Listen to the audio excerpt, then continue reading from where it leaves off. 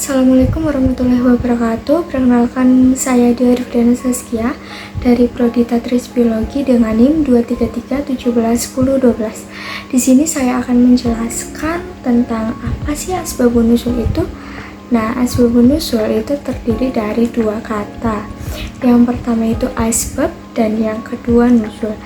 Asbab sendiri berasal dari kata asbab yang artinya jamak, dari kata mufrad tunggal yang artinya itu sebab, yang secara etimologis berarti sebab atau alasan. Kemudian yang dimaksud dengan nuzul di sini adalah penurunan Al-Qur'an dari Allah Subhanahu wa taala kepada Nabi Muhammad SAW melalui perantara malaikat Jibril alaihissalam. Karena itu istilah lengkapnya ialah asbabun nuzul, yang artinya sebab-sebab turunnya Al-Qur'an. Nah, saya di sini akan menjelaskan kesesuaian asbabun nuzul dengan rumusan Al-Qur'an.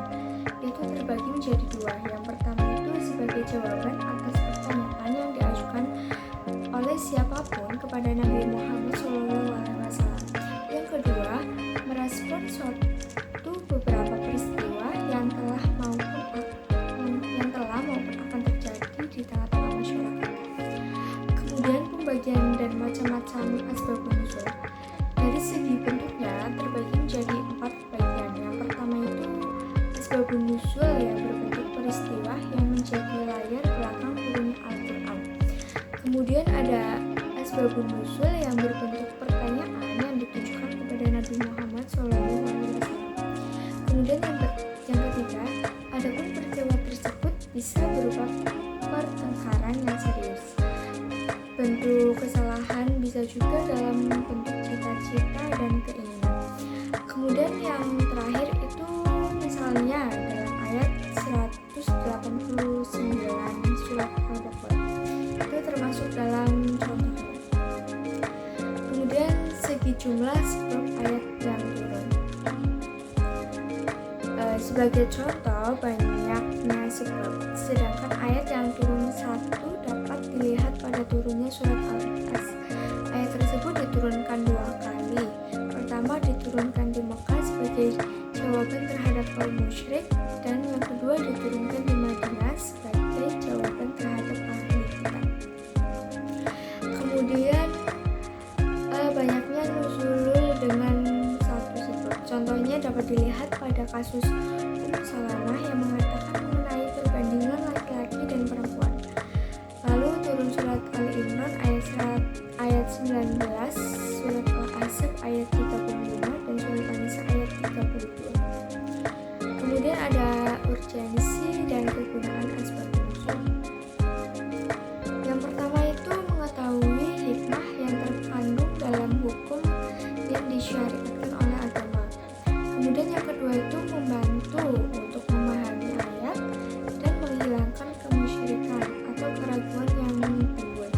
Yang ketiga itu menghindari pembatasan secara mutlak dalam suatu ayat. Yang keempat, memudahkan menghafal dan memahami wahyu. Kemudian yang terakhir itu untuk mengkhususkan berlakunya ketentuan ayat yang menjadi latar belakang turunnya Al-Qur'an. Jadi kesimpulannya adalah asbabun nuzul merupakan bahan sejarah yang dapat dipakai untuk memberikan keterangan terhadap turunnya ayat Al-Qur'an dan memberinya konteks dalam memahami perintah-perintahnya. Sudah tentu bahan-bahan inti ini hanya melingkupi peristiwa pada masa Al-Qur'an masih turun. Dari segi jumlah sebab dan ayat yang turun, asbabun nuzul dapat kita bagi kepada ta'adud al-asbab wa al-nazil wahid dan ta'adud al-nazil wal asbab nas wahid. Asbabun nuzul mempunyai arti penting dalam menafsirkan Al-Qur'an. Seseorang tidak akan mencapai pengertian yang baik jika memahami riwayat asbabun nuzul suatu ayat. Pemahaman asbabun nuzul akan sangat membantu dalam memahami konteks turunnya ayat. Ini sangat penting untuk menerapkan ayat-ayat pada kasus dan kesempatan yang berbeda. peluang terjadinya kekeliruan akan semakin besar jika mengabaikan riwayat asbabun nuzul. Sekian penjelasan dari saya, mohon maaf apabila ada kesalahan. Wassalamualaikum warahmatullahi wabarakatuh.